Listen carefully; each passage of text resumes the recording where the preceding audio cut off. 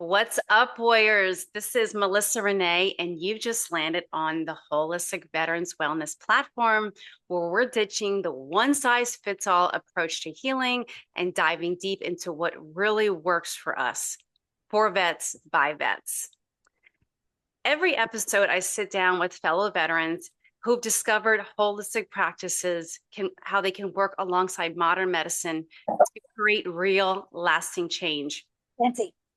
We're talking mind, body, and soul, the whole nine yards. And trust me, these aren't your typical wellness conversations. These are real stories from people who have worn the uniform and are now leading the change in complementary healing approaches. Look, we've all served, we've all been there, and now we're on a mission to share what's working for us. Because let's face it, your wellness journey shouldn't end when service does. If this sounds like your kind of mission, hit that subscribe wherever that is. I'm new to this. And help us get these stories out to every veteran who needs to hear them. Remember, sharing the show might be the lifeline another vet is looking for. So today, we are going to be talking about the healing power of animals and the healing sanctuary in Italy. I'm really, really excited to hear more about this space and how animals can really be a powerful in our own healing journey. I think I like to introduce our fellow Air Force veteran that can share more about the space. But I first like to share a little bit about our guest and a little bit about our bio, because it really shows how she got here, which is so cool. I was like, wow. So I just want to read a little bit about Nicole DeBazio. So Nicole is a disabled veteran who has had an eclectic lifelong adventure, which has been employed as a racehorse exerciser. I've never met a racehorse exerciser. Multiple degrees across various study areas, and more lately, being a nomad through 35 different countries. Wandering throughout Europe with her husband, she found herself rescuing animals wherever there was a need, drawn to the unloved, the abandoned, and the sick. The moment she set eyes on the Italian horse base, she knew in her heart she had a place to settle at last, somewhere where she could call home. And in April in 2023, moved in with 45 dogs, 14 horses, 18 cats, and a goat. While the dream started solely around animals, it has grown to include humans too, through wellness and healing retreats, animal assisted therapy, and more. A focus on free retreats for veterans and women who have survived sexual trauma is at the forefront of the future plans. I don't know about you all, but I just need to take a deep breath and just digest all of that. Wow. Welcome, Nicole. Hi. My goodness gracious. I just need to just take a moment to pause. I have two cats. So and they keep me busy. Cassie says hi. Hi guys. Wow. Welcome. So you are up in Italy, right? Up in the Northwest region, I believe. We are, yeah, we're just above Genoa, basically, kind of between Genoa and Milan. Wow. So I'm curious, first of all, just so we can connect deeper with your journey.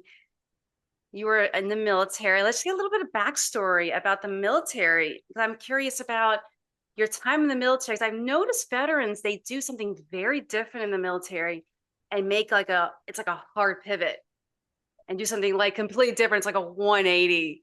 So I'm curious about the background, what led you, what you were doing, and what led you to this part of your life. So it's sort of funny because for me, it was actually the military that was my really super random pivot and 180. I started working with horses when I was 5, and I knew from the time that even before that that all I ever wanted to do was work with horses. So I actually my bachelor's degree is in animal sciences. I worked in the racing industry and in the horse industry all the way until I was 23.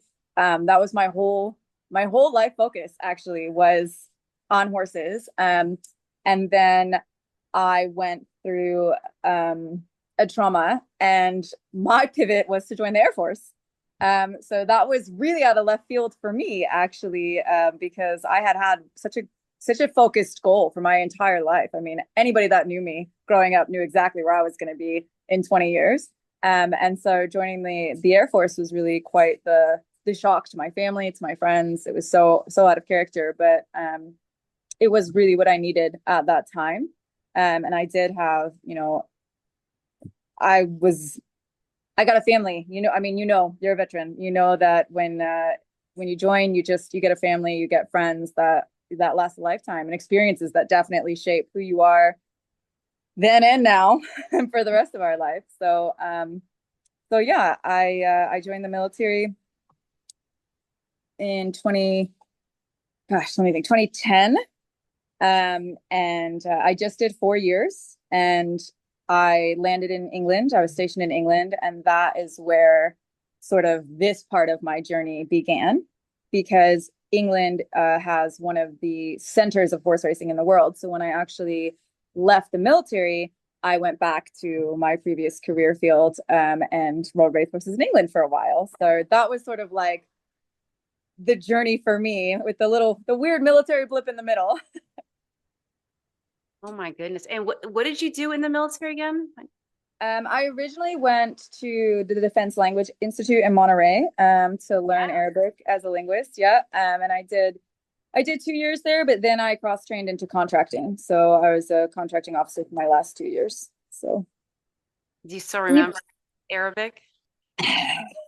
very, very little.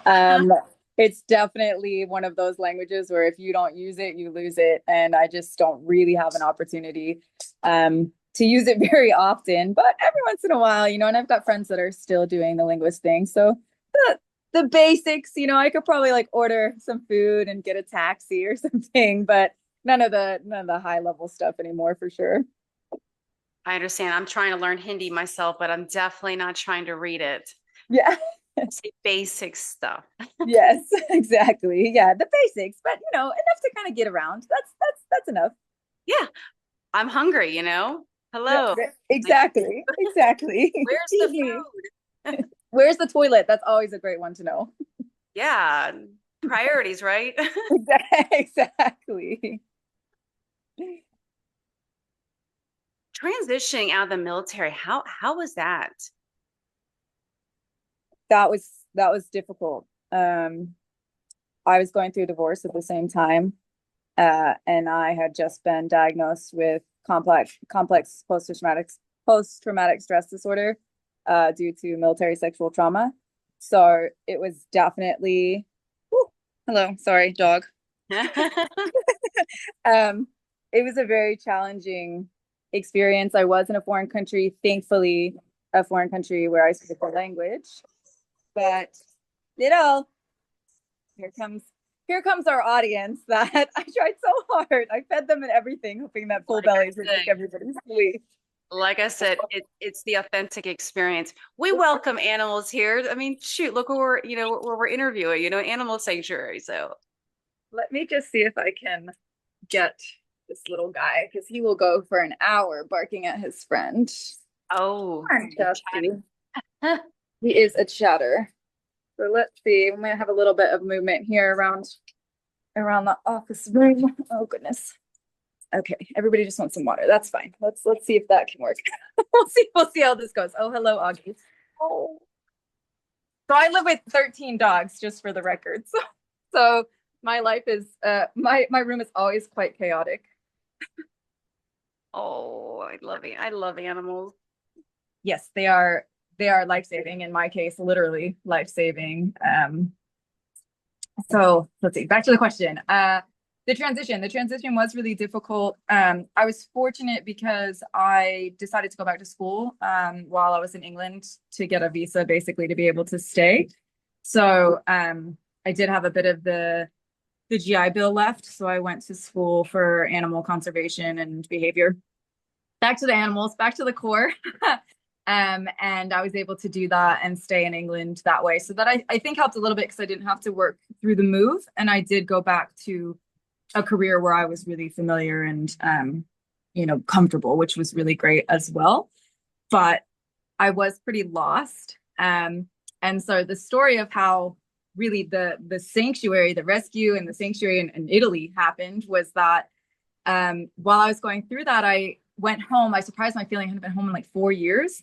And I surprised my family for Christmas. And on New Year's, my cousin and I were hanging out. And I was like, hey, why don't you come out to England? I need some help, like some muscle help to move my stuff out of the house and, deal with the divorce kind of stuff. And I was like, why don't you just come out for a couple weeks? And he was like, yeah, sure. That sounds like a blast. And so he came out and he never left. He fell in love with England, so he stayed. But in England, Americans have only a 6 month visa, tourist visa thing. So at the end of his kind of 6 months, we were coming up. I think he had like 3 weeks left, and he didn't really want to go home. And I was going through that transition, and that dealing with the PTSD, and I was struggling a lot. And so I said, what if we just buy a caravan, pack up the dogs and the cats and the bunny. We had 6 dogs and 5 cats and a bunny.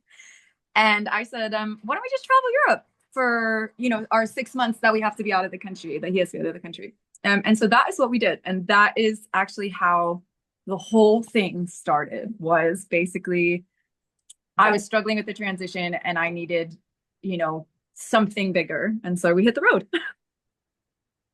I can just see you all lit up and energized, just speaking about the moving and a nomadic life and with the animals. And I have moved across country with 4 cats, and that was traumatic enough because cats, as you know, they're not travelers. They like their castle. This is their castle. I just live here, Yep. tuna, and keep their litter clean, but this is their kingdom. Yes. Taking them out, they give resistance. It was wild, honestly, because we didn't plan it. Obviously, I think it was 19 days before the visa was up that we actually decided that we were going to do this. And like I said, we had 5 cats.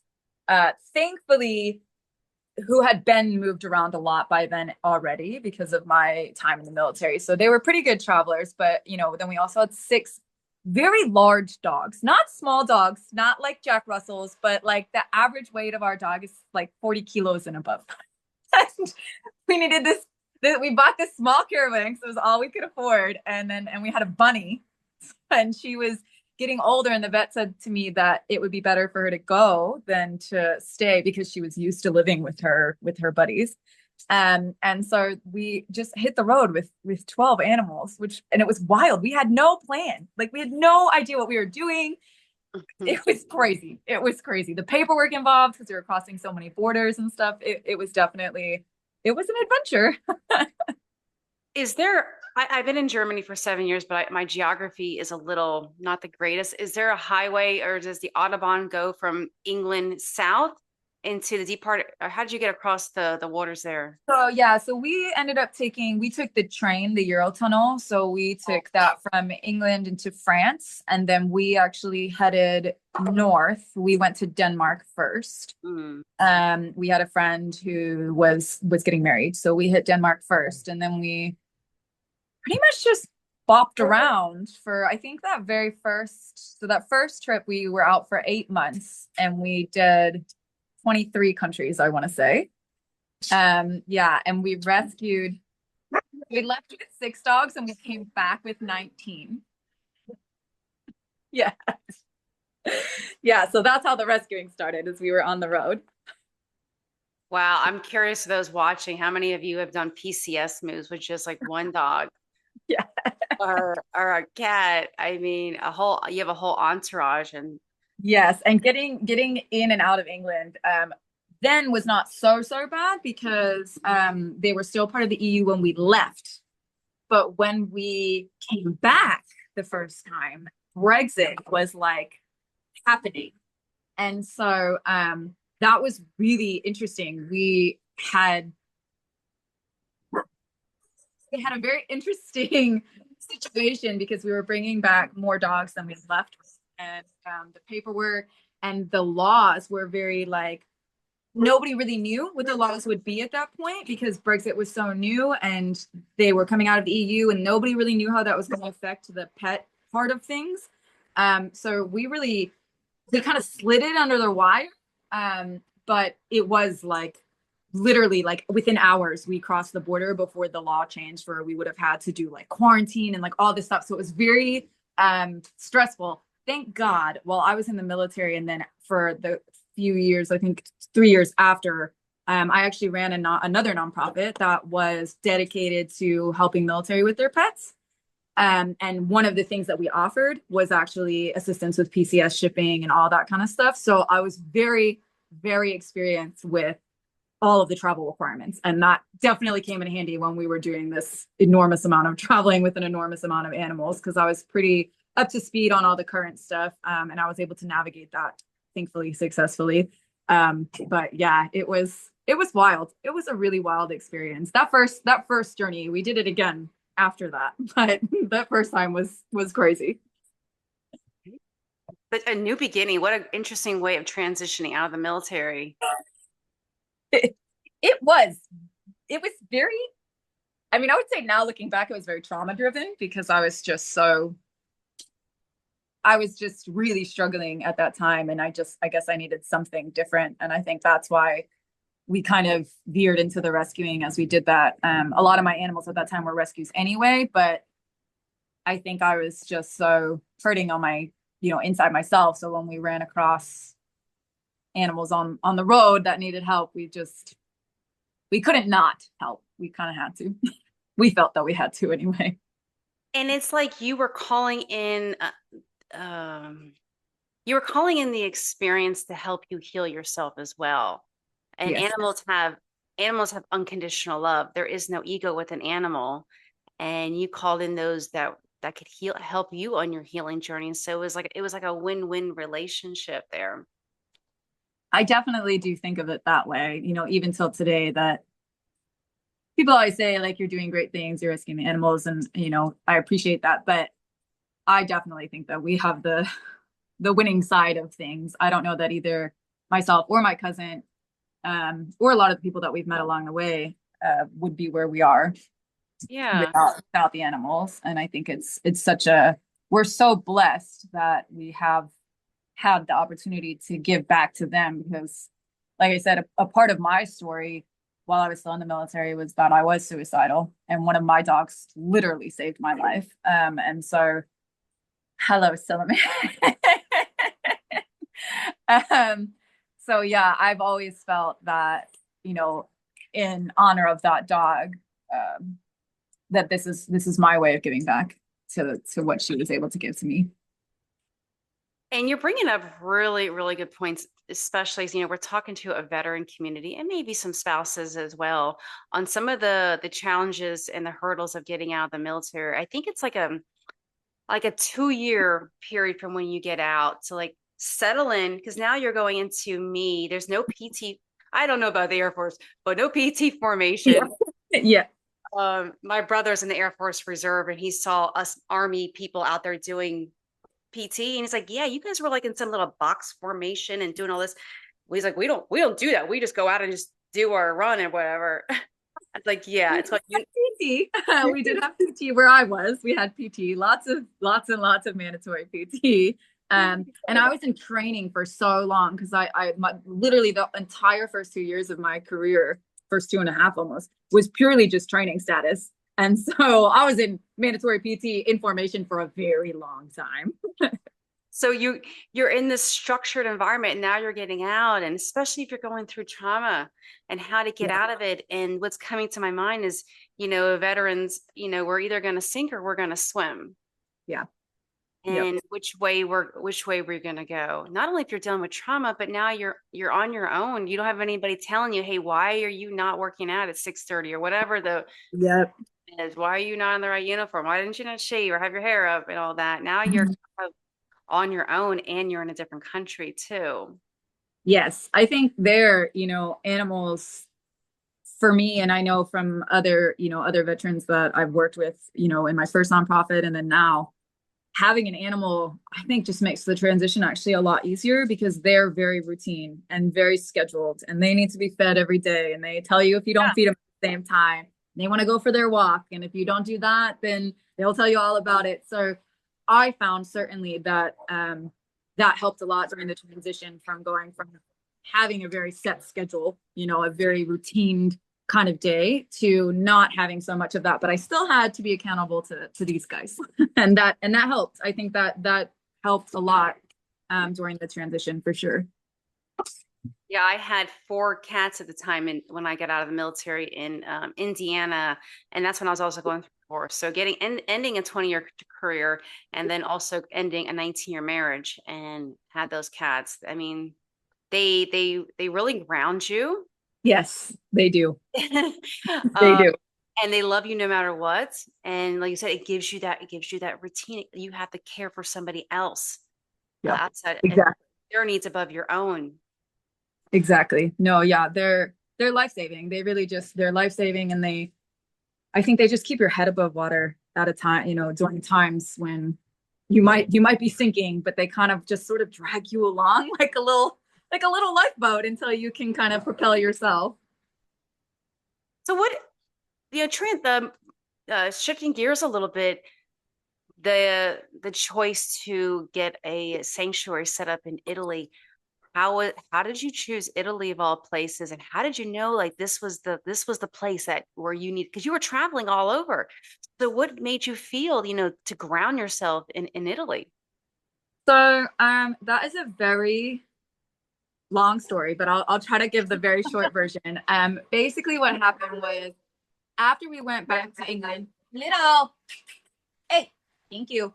After we went back to England, we worked for 6 months, and then we went back on the road for our what we thought would be our 6 month, break. And then COVID hit, and we actually got stuck in the country of Bulgaria for 2 years. We couldn't leave at all. And that's where the sanctuary really started, was in Bulgaria. We were stuck there. And we decided that we'll buy like a little tiny farm there and, do the rescue thing. And fast forward, after the 2 years were up, we're finally allowed to cross the borders, and we had overstayed our visas in Bulgaria with the acknowledgement of the Bulgarian government. But like there was nothing set up at that time for people who were basically stuck in a foreign country, And so they were like, "Hey, can you bounce out for 90 days? Because in the EU you have like a 90-day period that you can stay in, and then they said come back after you're done." And we ended up going to Serbia, which is just right next door. And that is a very funny story. We took 22 animals, 22 dogs, and 8 cats across the border that time. So we did bring our animals with us, and when we got to Serbia, we fell in love with the area, and we actually ended up moving the sanctuary there.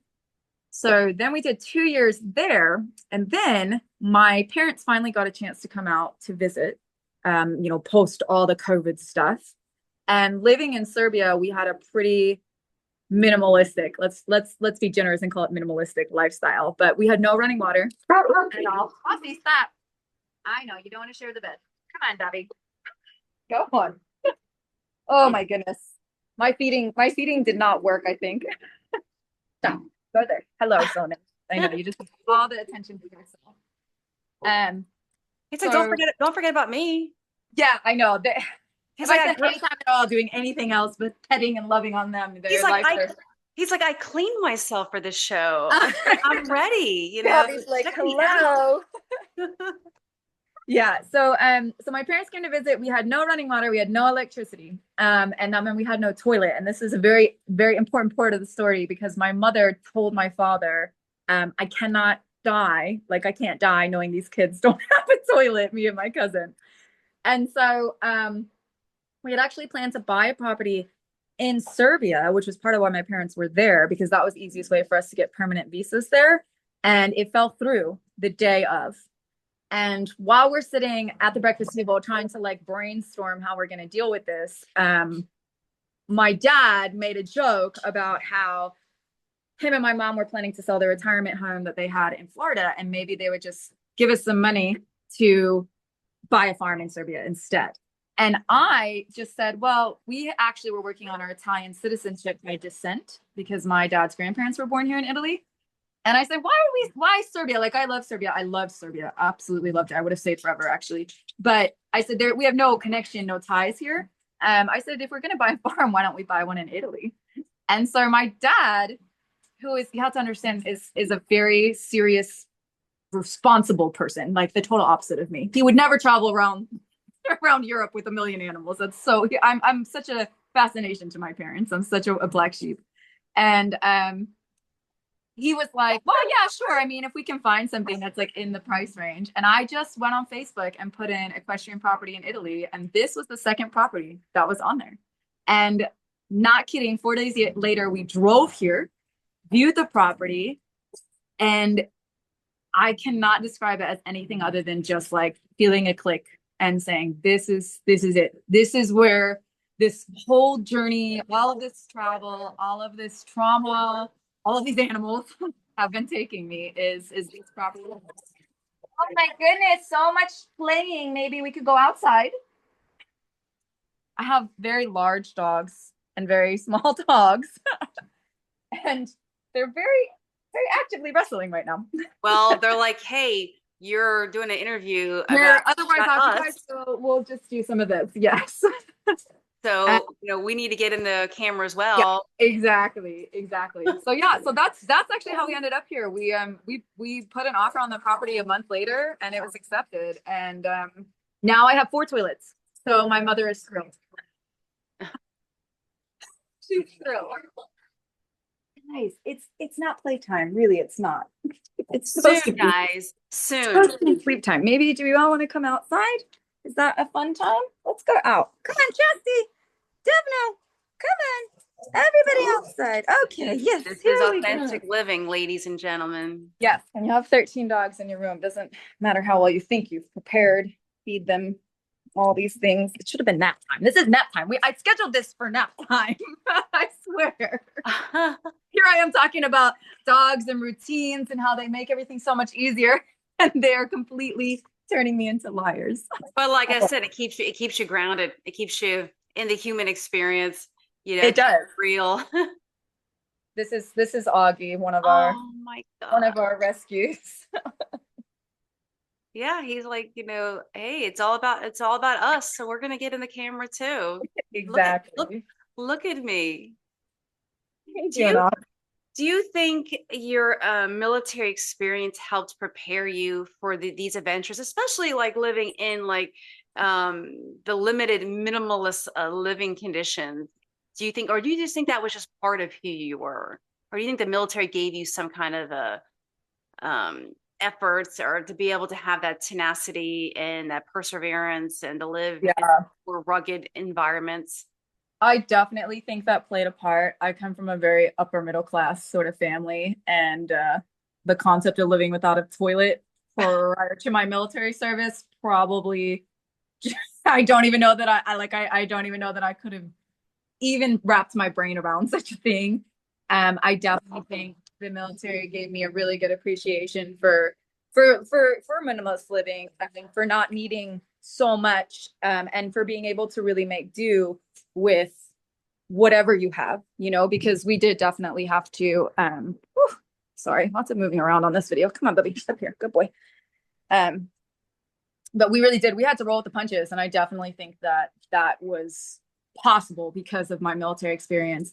And just having to kind of dig deep sometimes and go with it. Cause, even basic training, just sometimes that we didn't have a bed in our travels. Like we slept on the floor or we slept in a van. So I definitely think that sort of having been through that whole experience helped a lot. And then I also think, with the military, one of the things people don't realize a lot is that it's very multicultural. We serve with such a cross section, not just of our own country, but I served with quite a few service members who were maybe good girl, who got naturalized through their service and all that kind of stuff. And so you really learn a lot about that. And I think that made a huge difference in how we were able to handle all the different cultures that we ran into and not be so intimidated, but just embrace them, because the military really does teach you about embracing differences and dealing with different people that have been raised and think about things differently than you do. And so instead of it being a completely overwhelming traumatic experience, the whole thing was actually something that really just opened me up for sure, and something I could embrace. Ugh, I've locked the wrong puppy outside. Now he's flying and wants inside. I agree with what you're saying. And when I was listening to you talk, I had flashbacks of going and doing army training in like negative 19-degree weather in Fort Drum in the middle of winter. And, you know, yes, being around such a different, vast variety of cultures in the military. And last year I went to India. So that gave you a kind of appreciation because their toilets and all the whole concepts are a little different. They are. And I went to India with the, really like squatting. oh my gosh, I got a leg workout. I was like, oh my goodness, you know, but I went with a retired major and we just had the human experience and enjoyed it. It's like, wow, like this is how a different society lives. And I find it to be grounding, even though I don't want to be going to the bathroom on a squatter and squatting all the time. It's a leg workout. But it really It is. it grounds you, and I feel like it almost resets your nervous system a little bit. Have Yes. a different experience because not everybody has got like, you know, lives in upper middle class and has, you know, warming toilets and a bidet and a sauna and all these luxuries. But to be out there in a different environment, you know, it grounded me, you And know. it makes you so appreciative, I think, of Yeah. some of those small, like you said, those luxuries that I wouldn't have considered a toilet a luxury in my past life. Like that.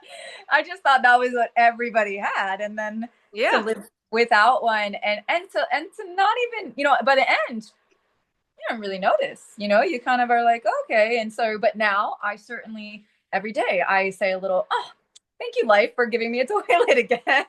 And clean water too.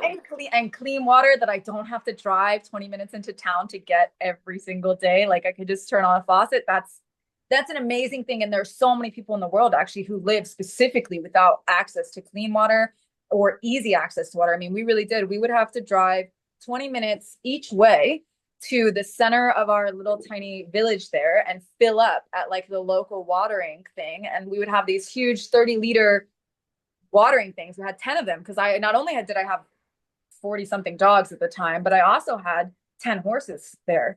And so we had no option to be like, oh, well, just get a couple water bottles today. Like we had to have substantial amounts of water. And so it was, I just always thought of those, the women you see carrying it on their heads and stuff. At least I had a car. At least I had a car. I had help. My cousin was there. Every once in a while, I had to go do it by myself. And it was very cute because the villagers, the Serbians are just the most welcoming, warm culture. And so when I would go, the little old men who definitely could not lift a 30-liter full of water, but they would come over, they would shuffle over and say, do you need some help? Like, do you need some help? You can't do this by yourself. And that was also really humbling as well, I think, so we're now fully settled. We settled on the purchase, the whole purchase. That was the whole thing. But we do own the property outright now, which is fantastic. We have grown. We're up to about 50 dogs. We have 41 horses. We have 10 chickens, 5 goats, 18 cats. No, 28 cats. I lied, 28 cats. But yes, the animal side has grown, and yes, we will continue. We are really firm believers in collaborating with other rescues, which does kind of play into the whole of the vision that I have for the future of the sanctuary. So one of the things I believe so firmly in that I feel that maybe nonprofit sector in general is not that great at is collaboration, is working together. I think because everybody's a little bit, we're all kind of sometimes competing for the same funds, if you will, right? Finances is always going to be a part of any kind of business, even a nonprofit business. And so that I think tends to lend itself to some conflict sometimes, or a lack of support among nonprofits when they're working with each other, because they feel that they're competing with each other rather than they're actually all working towards one goal.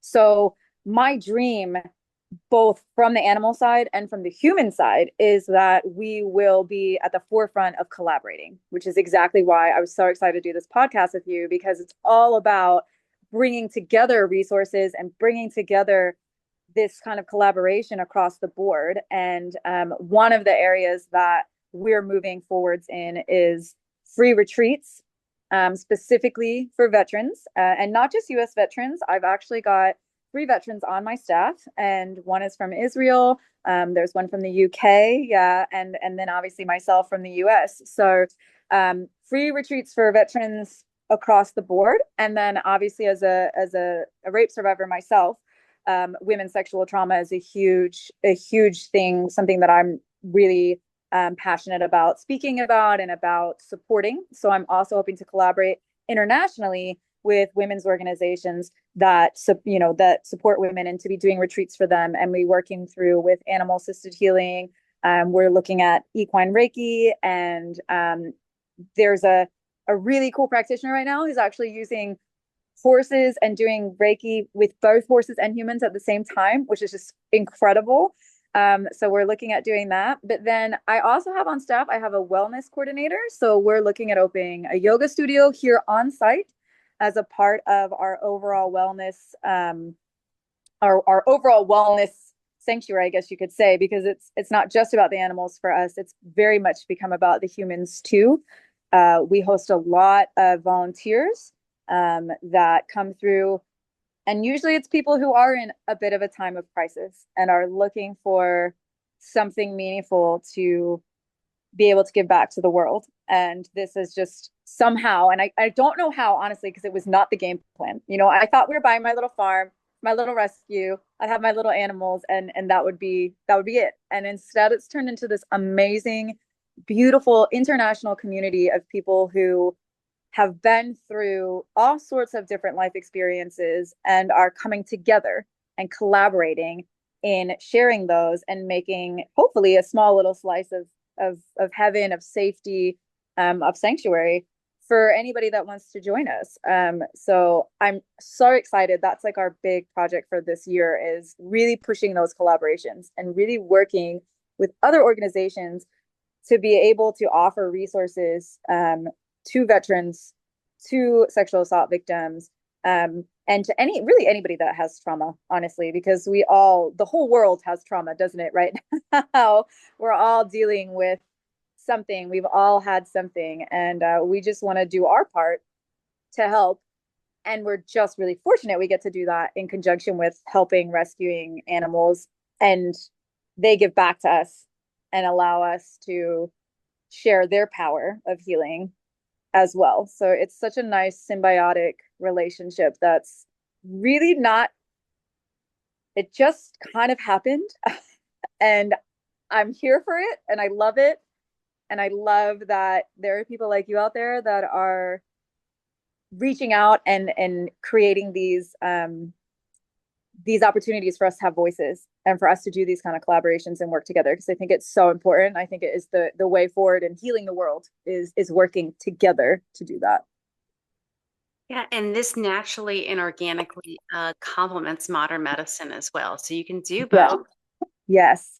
You can do yoga at your house. You can do yoga with your animals or meditation, but there's something when you unroot yourself from your environment and Yep. the space that you provide is more neutral. Like everything in this house is my energy, is Yep. is me. But when you get out of a place of neutrality, it's objective. It's not judging you. It doesn't, it's just there just to hold you. And that's the beauty of around being on the earth and being out in nature with animals, especially in an environment where we're in a very virtual digital environment. Yes. Taking time to unplug and be connected to the animals and connect with the love that they have and the support that they can have. And I want to just say thank you for sharing your vulnerability of your experience of sexual trauma, and kind of like leading from the front, say, hey, I've taken this journey of healing myself, and I believe that you can too. And that's why that's why I do this. And that's why I want to connect with veterans. Hey, I've been in your boots. I've worn the uniform. I've had Yep. the traumatic experience, and this is what resonated with me. And you're offering an amazing opportunity for veterans. All they got to do is buy a plane ticket. Yeah, that's the goal is Yeah, buy the plane ticket and take the leap. You know, you just it and I yeah. know it's scary. It's terrifying. But like you said, the environment here, we're so in nature and we're surrounded by that neutrality because that is something that animals I think give us and that endless, just completely no strings attached, pure innocent love. So it's just a really beautiful place to be able to come and unplug and to, be a part of something a little bit bigger, but also to take something for yourself without feeling guilty about it. Because just by being here, you give back. You know what I mean? Everybody that comes here gives back to the animals that we're saving. So it's okay to also put themselves at the forefront and to seek that healing actively and to take a little something too, because it's such a give and take relationship just by nature of how we've set it up. And I think that also really plays a big part in how people feel when they're here because they know that it's safe. And that is really the most important thing to me is I want people and animals to feel safe. I'm curious, and you may not know the answer to this. Getting a space A flight, do you know how close you are? I would assume you would fly into Vicenza Yes, and I believe Vincenza is our closest. We're about 4.5 hours from there. not bad. Um, it's not bad. And our goal is that we will collaborate with the base and we would be able to send like a shuttle to bring people from there so that we would provide like the whole experience from start to finish. That's the goal is that basically the only thing that the veteran would really need to have to deal with is the flights. And I hope they could go for the Space A, those that are eligible, because that's fantastic. Milan is our closest airport as well. And when we have people come in, we do go and pick them up. We provide all the transport and everything. Yeah. So yeah, it would really, the goal would be to make it as easy and simple and just stressless as possible because that's what we're looking to create is space free from that kind of stress. Wow. And if you have somebody come out there, is there I know some volunteer places, they want you on the ground for so long. Do you have a minimum requirement, how long you would like them to stay there? So when it comes to volunteering, we kind of, it varies depending on the year or like the time of year. So in the wintertime, we're usually looking for longer term because that's sort of our time of year where a lot of things are slow. And so in order to get the most out of the experience, the longer you're here with us, kind of the more they get out of it. But in the summertime, we have people pop in for just a week. We have we host van lifers because obviously Nomad was part of our journey. So we do host van lifers 100% for free. And they can stay up to 5 days for free. Or if they want to stay longer, or if they just feel like it, they can volunteer in exchange. So they don't like they can stay longer than the 5 days with no fees or anything. And we get a lot of that. Actually, half of my staff came here as van lifers and just never left, Oh, which is really, yeah, it's amazing. It's been an amazing way to grow because they really get it. I haven't brought them in from like kind of the outside. Like they get it. They've been there. Again, two of them are veterans themselves from other countries.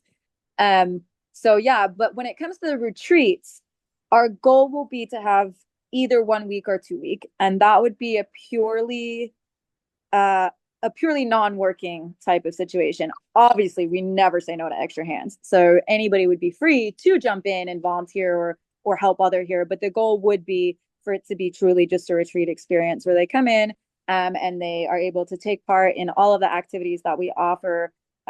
Just kind of not so scheduled. We're not very routine around here. Farm life is hard to be. It's hard to be very, very routine on, as you learned yesterday when we had to reschedule because I had some wolves show up onto my property. that's a um, priority. it is, it is. The animals do always come first, of course, but it's just I'm hoping that the entire experience is something positive for people, and whether they're coming as a volunteer, whether they're coming for a retreat, whether they're just coming to visit for a couple of days. We have local B&Bs that we work with here, who do discounted pricing for people that just want to pop in for a day or two. come see the sanctuary, go for a ride. We offer trail riding now as a way of kind of funding the sanctuary and hopefully the retreats. So yeah, it's we're very flexible. We just kind of go with the flow, and everybody brings something different, and everybody has different needs and different expectations and different time frames. And so we just kind of work with whatever people come to us with and go with that. Thank you for clarifying, because I realized after I asked that question, I was like, well, wait a minute. I think she does both. I think she does volunteering and retreat. So I'm glad We she do. so separate. Doesn't mean if you're going on a retreat that you're going to be doing work, only if you choose to. I choose to. We will never say no to help with fencing. We will never say no to that. People tell me all the time I'm living the dream, but I don't know that I dreamed about doing fencing every day of my life. But that is animals in a nutshell. It is always fencing. So if that's your way of meditating, come on out. Yeah, you can have a real mindful moments. Some Do it. people love it. Some people really do love it. I like to close this conversation. First and foremost, I want to share out, if my tech skills are working today, share out a video, just a small clip on your YouTube channel, because I think that really drives home the need for veterans and the connection with animals. And I started crying a little bit. I was like, oh, I got makeup on. I can't cry. I gotta hold back the tears, but it moved me, and maybe it might move somebody else. So I want to share that. So hopefully, if you can't hear, y'all, please let me know. Share sounds. Just bear with me 1 second. Okay, just share a couple seconds of this out. If you can't hear it, let me know.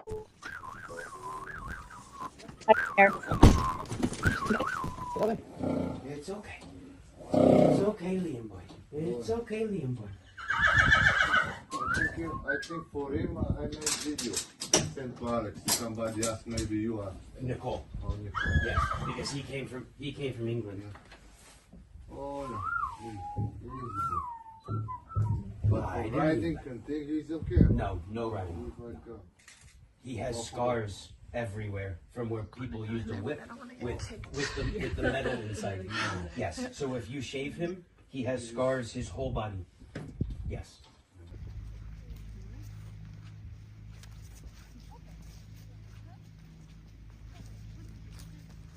We did it!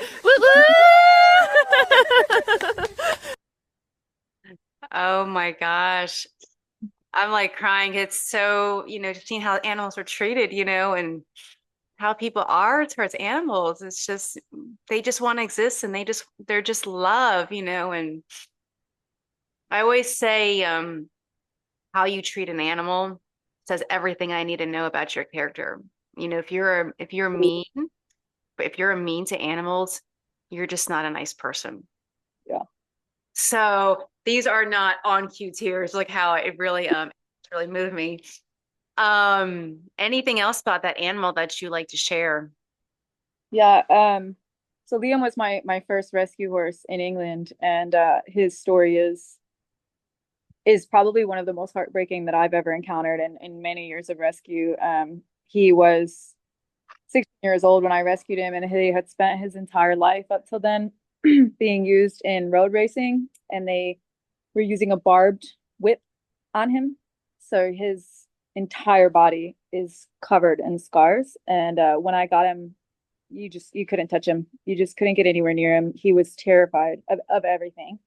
And that was 8 years ago. And you can see in that video, even after 8 years in the best environment and being treated so well, he still holds a lot of that trauma, as many of us veterans can relate to. And getting him from England to Italy, it took it was 6 years since I'd seen that pony actually in person. I had a friend, thank God for her, in England who took amazing care of her for me, because when I moved all my other horses from England, we knew that mentally he could not cope with that trip. He was just, at that point in time, he was in no mental space to be able to handle that, because it's hard. I mean, it's hard for us when we move and we know what's going on. And how do you explain to him that he's finally found a place where he feels safe and we're going to just rip it away from him? And so we made the decision to leave him in England. And when her circumstances changed earlier this year, she contacted me and she said, you know, I don't know what to do. I don't think anybody else can handle him. He's still so traumatized, like even with how far he'd come. And she said, I don't know if the option is euthanasia or, and I said, absolutely not. Absolutely not. It's time to bring him home. And I said, do you think he can make this trip? Honestly, do you think he can handle this?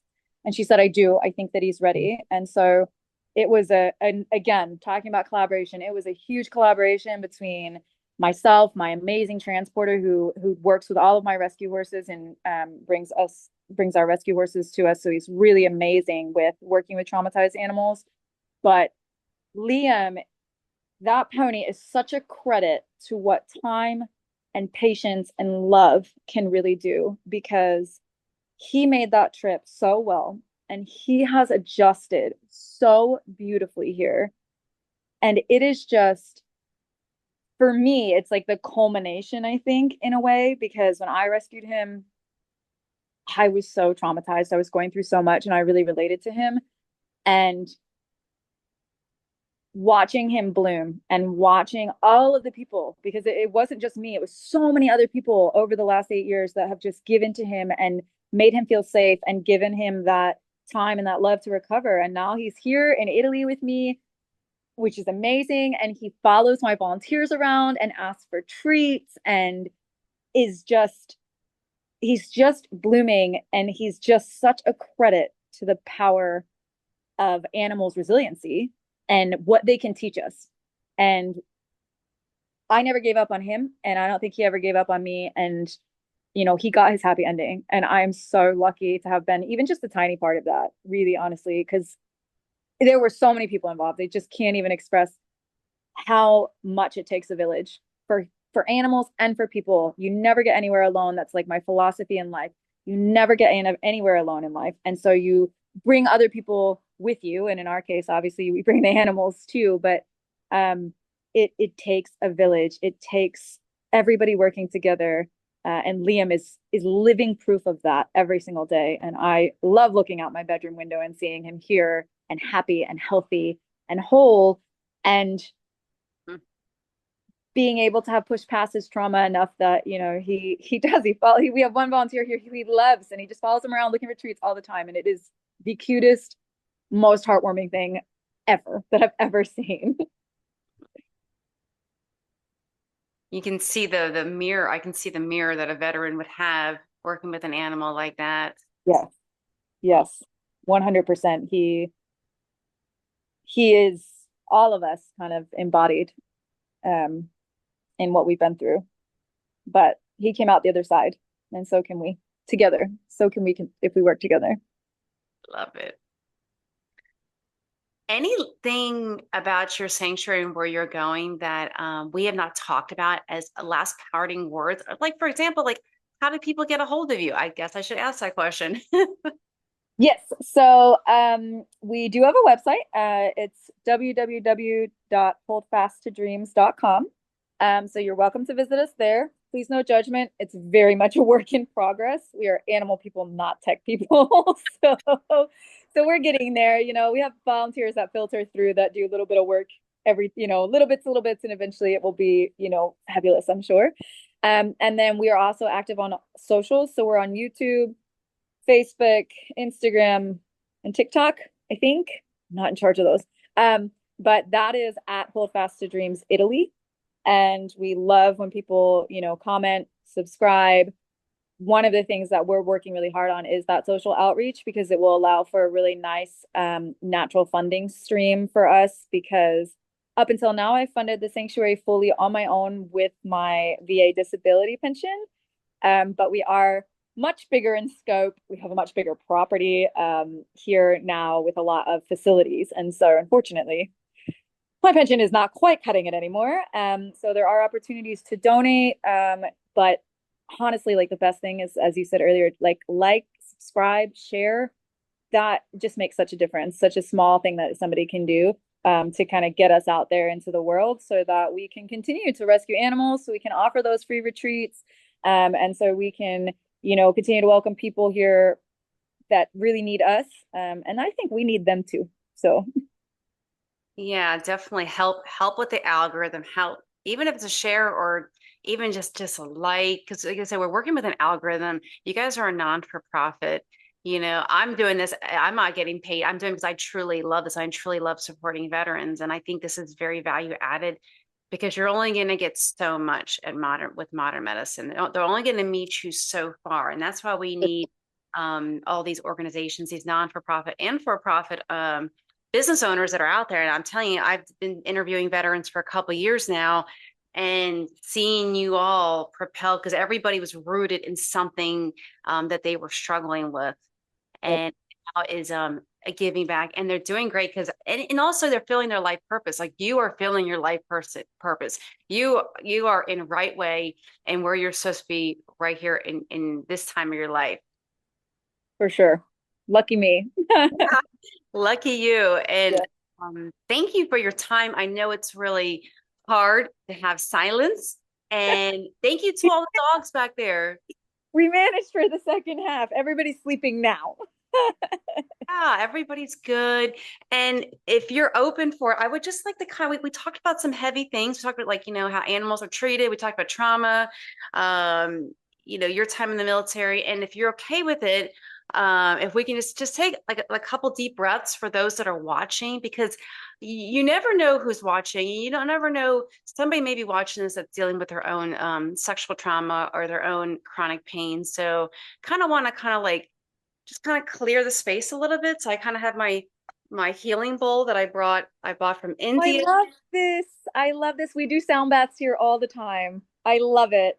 This has the healing Buddha in it, and I got this in Goa on the western part of India. Oh, that's fantastic. So I'm just gonna play this just a couple. I'm just gonna bang it, tap it, and those listening, just if you want to just take some grounding breaths, just deep cleansing breaths, and I'll just stop talking. This is the first time I did this, by the way. Oh, I love it.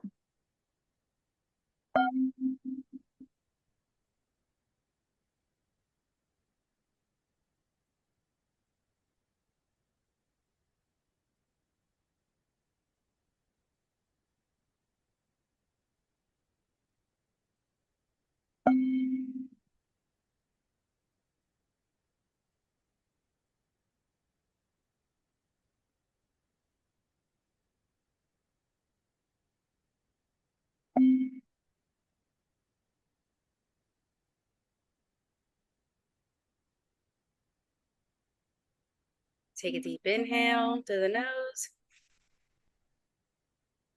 and then exhale. Perfect. Thank you all for listening.